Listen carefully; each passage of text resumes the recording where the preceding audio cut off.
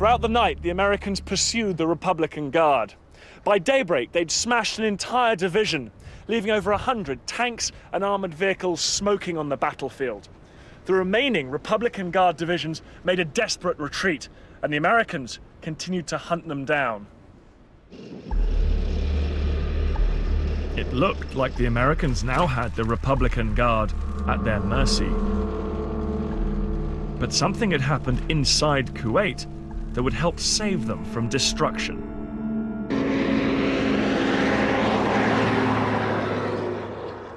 Iraqi troops had been fleeing from Kuwait City in any vehicle they could get their hands on. American commanders were determined to stop them. It led to one of the most controversial episodes of the war.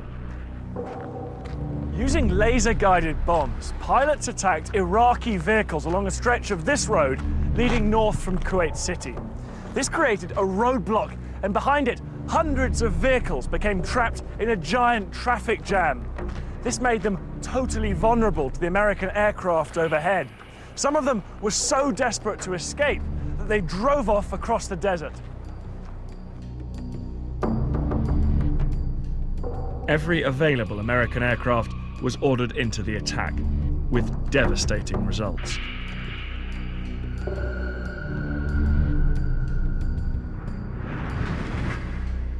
For mile after mile, charred vehicles and human corpses littered the desert and choked the two main roads going towards Iraq.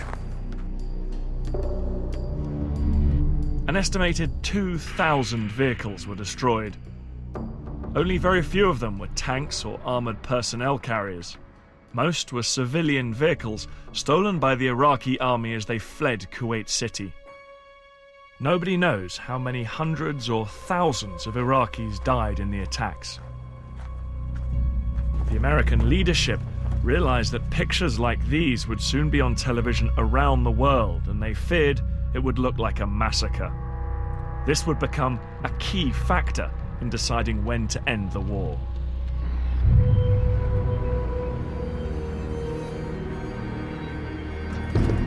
"36 hours later, coalition troops led by units from Kuwait's own army arrived in Kuwait City.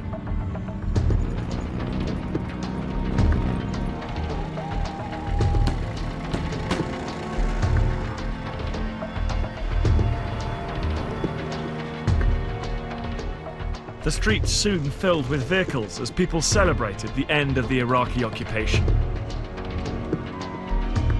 Welcome in Kuwait! Welcome, Mr. Bush! Welcome!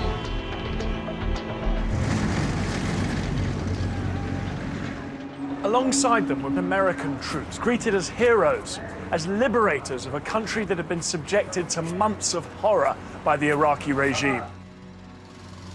They don't have any civilization. They kill not by guns only, by torturing. They brought them over here in this place, and they just shot them and killed them and left them for 5 days, just like a garbage. They want to put name Saddam in my hands, and they tell me to remember it even you are an old man.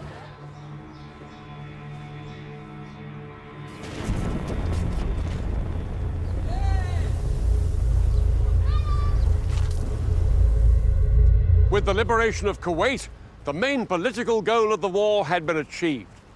But the Republican Guard had not yet been destroyed. However, President Bush feared that continuing to bomb a retreating enemy might give the impression that America was behaving like a bully. And so, on February the 28th, 1991, Bush declared a ceasefire.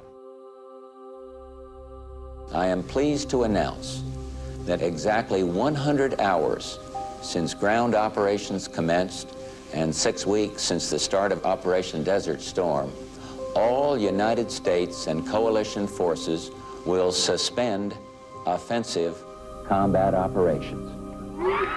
The Gulf War was over.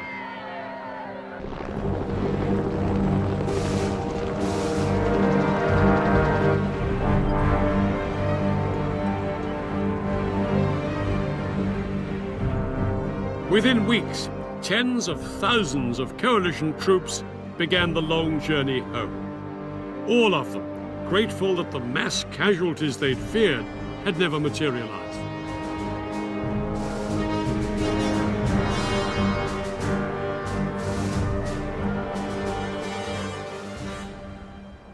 In total, 248 coalition troops were killed, far less than anyone had dared hope.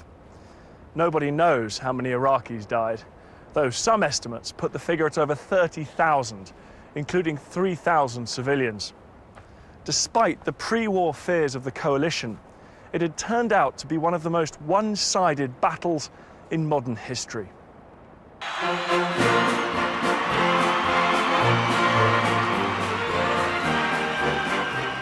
Schwarzkopf and his men returned home to a hero's welcome.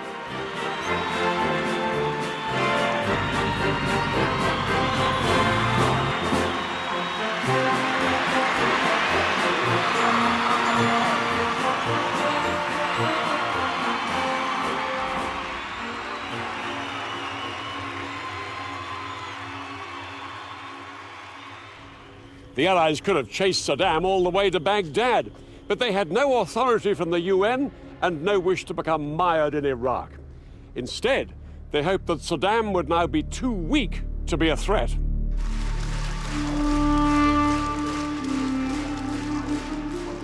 But Saddam's regime did not crumble as the Americans hoped. He crushed two uprisings that followed the end of the war and remained in power for another 12 years.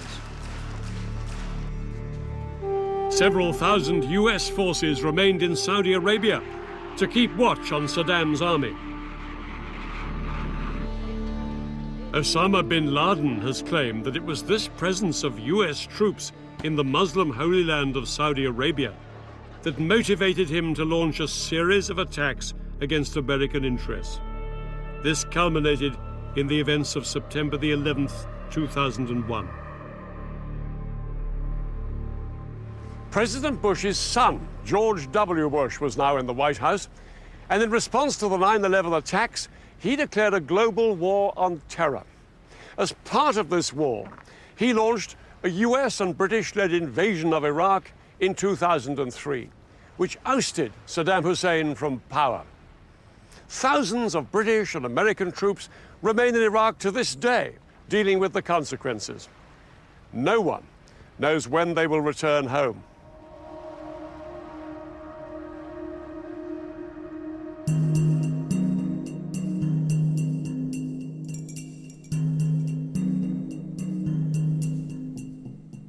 You can find out more about the Gulf War of 1991 in Dan's video podcast, available online now at bbc.co.uk/history.